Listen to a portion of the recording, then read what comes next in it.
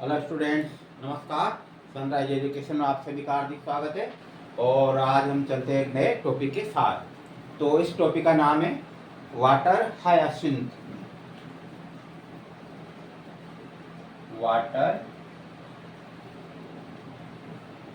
Hyacinth, ये देखा जाए तो इसका सामान्य नाम होता है, मतलब पहले देखते हैं कि वाटर हायासिंथ क्या है। ये एक प्रकार से जलकुंभी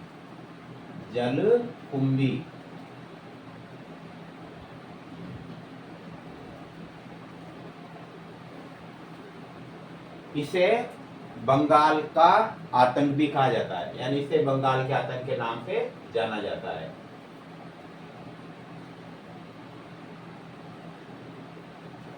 का आतंक,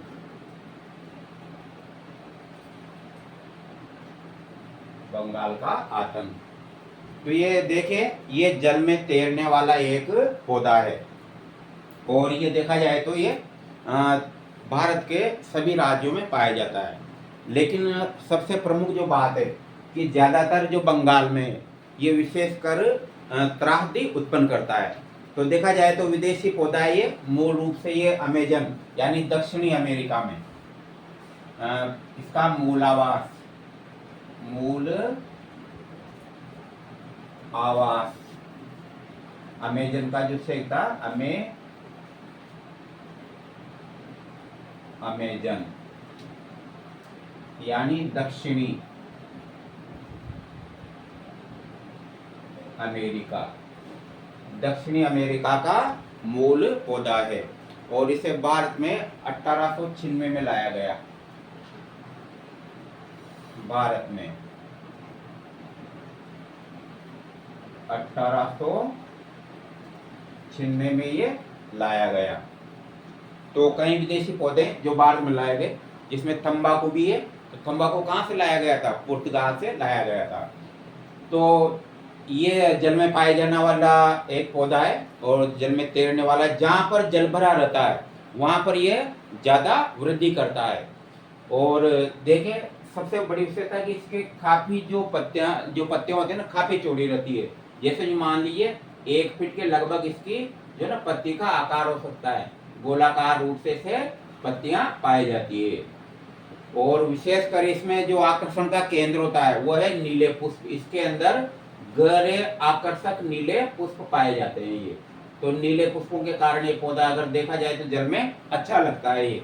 तो इसे जैसे जल में आकर्षण के लिए या सजावट के रूप में लाया गया था। लेकिन बाद में इसमें कायक जनन यानी कायक वृद्धि इतनी अधिक होती है कि धीरे धीरे फैलते फैलते पूरे भारत में फैल गया। जैसे कि आज के समय में देखते हैं अंग्रेजी बम्बूल। तो अंग्रेजी जो बम्बूल है ये भी विदेश से लाया गया। इसकी एक शाखा को कहीं भी डाल दोगे आप बरसात के दिनों में तो वहां से वृद्धि हो जाती है।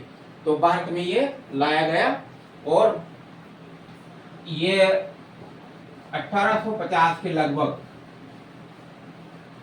इसके पहले तो नहीं था ये, और ये 1950 के लगभग पूरे भारतवर्ष में फैल गया है। 1950 के बाद ये बंगाल, असम और संपूर्ण भारत में फैल गया। और इसको जितना हटाओगे और ये इसका कोई एक अंश रह गया तो वहां से दूसरा पौधा बन जाए, यानी कि कायक वृद्धि होती है इसमें, कायक जनन जिसको कहते हैं। तो याद रखिए। तो इसे सबसे प्रमुख क्या होता है? बंगाल के अंदर जो हुगली नदी है, बंगाल में जो हुगली नदी है तो उसमें ज्यादातर ये मात्रा में पाया जाता है।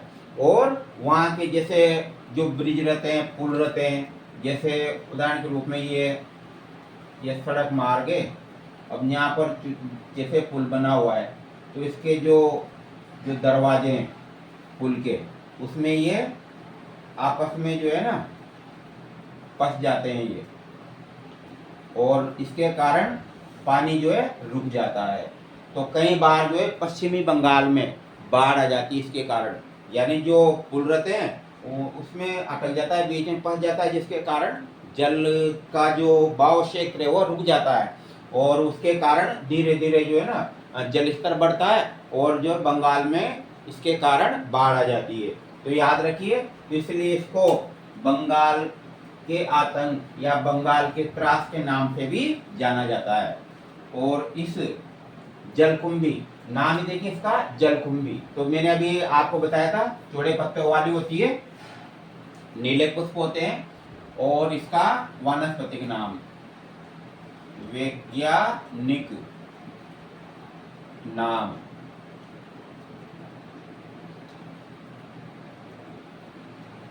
आइपोर्निया।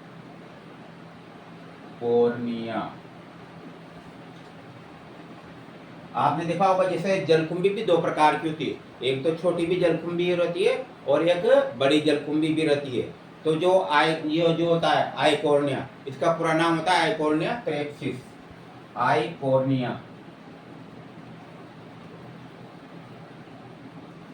Crisis, आइपोर्निया crisis. तो पूरा नाम तो आप ये सामान्य नाम तो आइपोर्निया होता है इसका, तो इस रूप से जाना जाता है, इसका वैज्ञानिक नाम है ये। और इसे क्या कहा जाता है, बंगाल का त्रास या बंगाल का आतंक।